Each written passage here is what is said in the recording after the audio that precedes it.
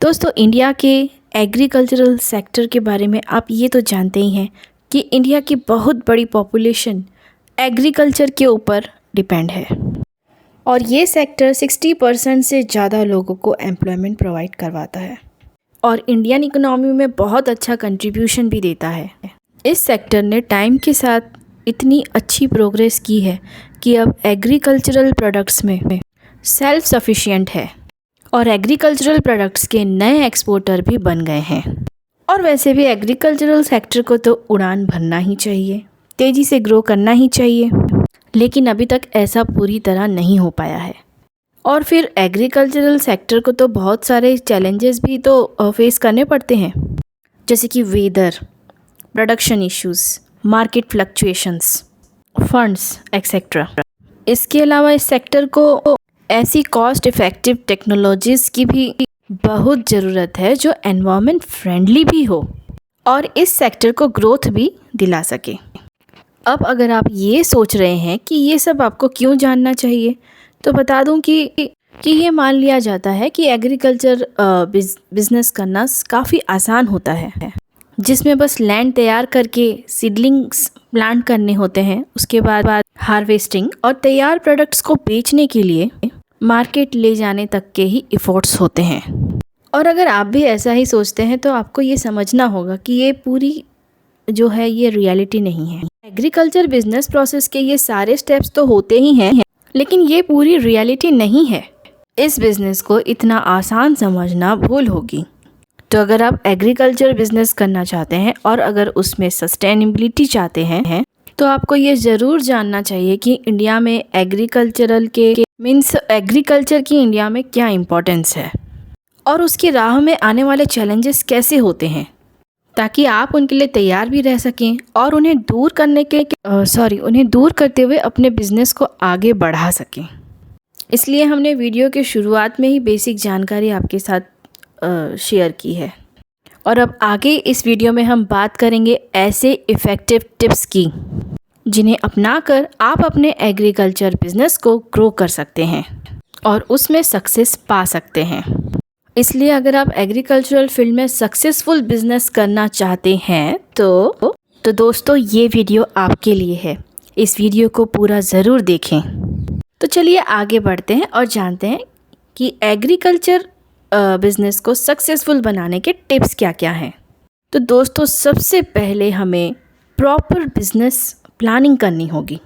हर business की तरह agriculture business में भी आपको प्रॉपर बिजनेस प्लानिंग की ज़रूरत होगी, ताकि आपको ये क्लियरली समझ में आ सके कि अभी आप कहाँ हैं, बिजनेस में क्या चाहते हैं, इसके लिए कौन से स्टेप्स आपको फॉलो करने होंगे, कौन सी टूल्स की आपको ज़रूरत होगी, कितना फंड चाहिए होगा, मशीनरी कॉस्ट कितनी होंगी और ऐसे ही सभी ज़रूरी सवालों के जवाब। सभी ज़रूरी सवालों के जवाब अगर आपके बिजनेस प्लान में होंगे तो आपके लिए इस बिज़नेस में सक्सेस की तरफ बढ़ना आसान हो जाएगा।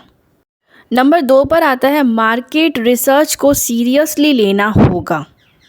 एग्रीकल्चर बिजनेस में भी बाकी बिजनेस की तरह मार्केट रिसर्च की बहुत ज़्यादा इम्पोर्टेंस होती है, लेकिन फिर भी इस सेक्टर में ज़्यादातर मार्केट रिसर्च की अनदेखी करने के चांसेस ज़्यादा रहते हैं। लेकिन अगर आप इस सेक्टर में प्रोग्रेस करना चाहते हैं तो आप ये कभी मत सोचिए कि आपके एग्रीकल्चरल प्रोडक्ट्स को बड़ी आसानी से मार्केट मिल जाएगा, या फिर जो मेथड्स आपके नेबर्स यूज़ कर रहे हैं उन्हीं मेथड्स को यूज़ करने का डिसीज़न आपके लिए भी फ्रूटफुल साबित होगा, क्योंकि दोस्तों ऐसा होने की कोई श्योरिटी नहीं होती। इसलिए आपको पहले मार्केट रिसर्च करके उन प्रोडक्ट्स का पता लगाना चाहिए जिन्हें आप आसानी से सेल कर सकें, जिन्हें आपको कम दामों में बेचने की ज़रूरत ना पड़े और आप आसानी से प्रॉफिट भी बना सकें। नंबर 3 पे है सही क्रॉप चूज़ करनी होगी।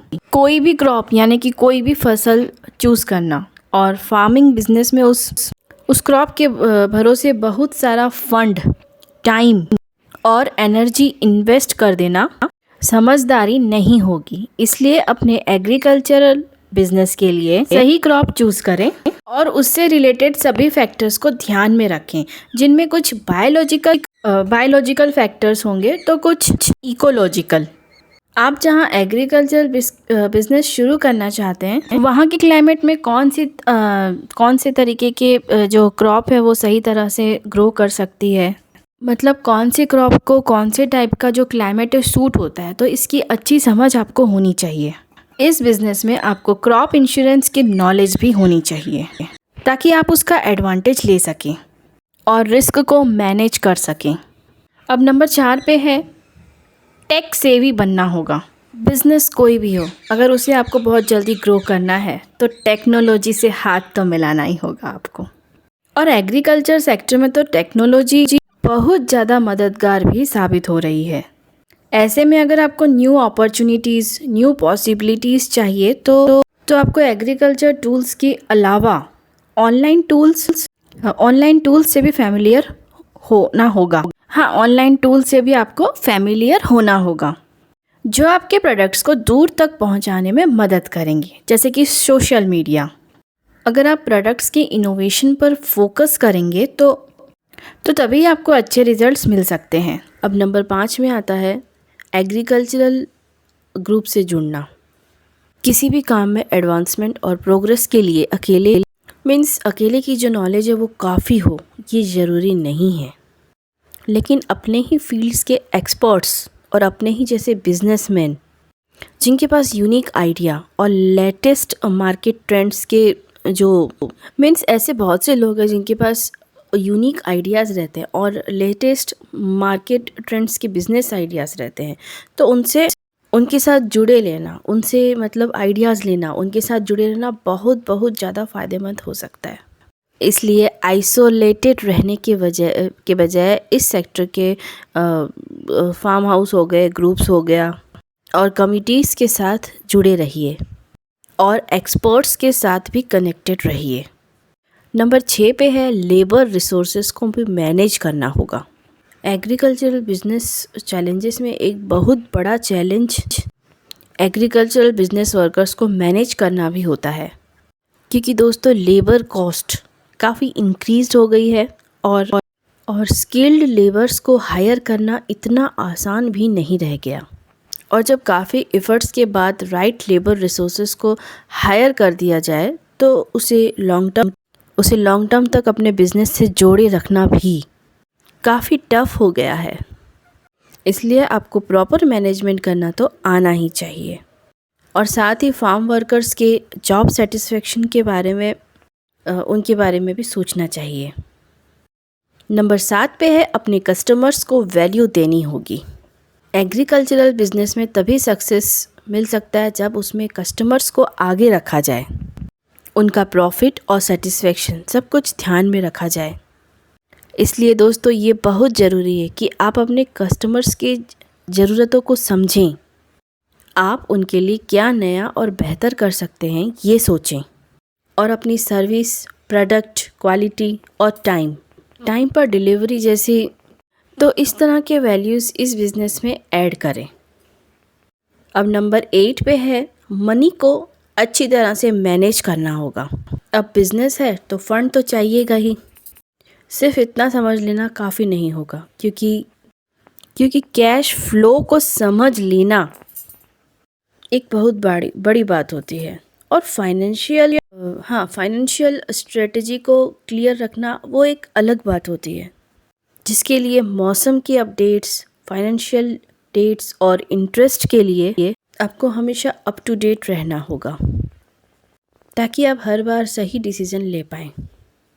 फिर चाहे आप ज़मीन खरीद रहे हो या इक्विपमेंट्स रेंट पर ले रहे हो या फिर अपने बिजनेस का आप कोई भी पार्ट सेल कर रहे हो, आपको मनी और कैपिटल को अच्छी तरह से मैनेज करना आना चाहिए, ताकि आप ये जान सकें कि कौन से प्रोडक्ट के लिए बेस्ट प्राइस क्या होगा और कैसे हर हाल में प्रॉफिट अर्न किया जा सकता है।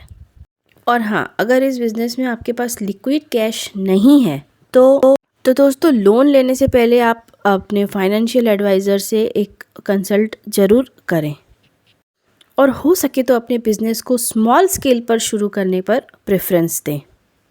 ताकि बिजनेस की शुरुआत में आप कर्जे जैसे सिचुएशंस को अवॉइड कर सकें। नंबर 9 पर है प्रॉपर डॉक्यूमेंटेशन तैयार करना होगा। अगर आप बार बार सेम मिस्टेक करने से बचना चाहते हैं और अपने बिजनेस परफॉर्मेंस को इम्प्रूव करना चाहते हैं तो आपको प्रॉपर डॉक्यूमेंटेशन करके रखना चाहिए। यानी आपको अपने सारे प्रोडक्शन प्रैक्टिसेस का रिकॉर्ड बनाकर रखना चाहिए, जिसे देख करके आप अपने पिछले काम और फेलियर्स को अच्छे से चेक कर सकें और उन्हें उन एक्टिविटीज़ को रिपीट करने से फिर आप बच सकें।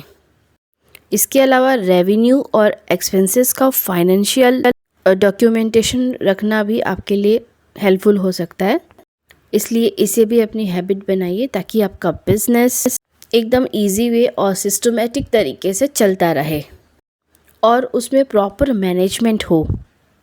एग्रीकल्चर लॉस को भी एग्रीकल्चर लॉस को फॉलो करना भी आपकी जिम्मेदारी होगी, ताकि आपकी बिजनेस में कोई भी प्रॉब्लम्स ना आए और आप एक रेस्पॉन्सिबल और सेंसिबल बिजनेसमैन बने रह सकें। तो भाई इन सब के टिप्स के अलावा एक और टिप्स है जो कहती है कि इस फील्ड में आपको तभी उतरना चाहिए जब आप एग्रीकल्चरल बिजनेस के लिए पैशनेट हो, इस फील्ड से जुड़ना आपको खुशी देता हो और आप अपना ब्राइट फ्यूचर इसमें देखते हो। क्योंकि दोस्तों किसी भी प्रोफेशन में, बिजनेस में और लाइफ में सक्सेसफुल होने के लिए ज़रूरी है कि आप वही करें जो आपको पसंद हो या फिर आप जो करें उसे पसंद भी करते हो। इसलिए दोस्तों अपने इस जर्नी को एंजॉय करें और अपना फोकस अपने इस गोल्स पे रखें और उसी के अकॉर्डिंग राइट बिजनेस डिसीजंस लेते रहें और हमेशा आगे बढ़ते रहें।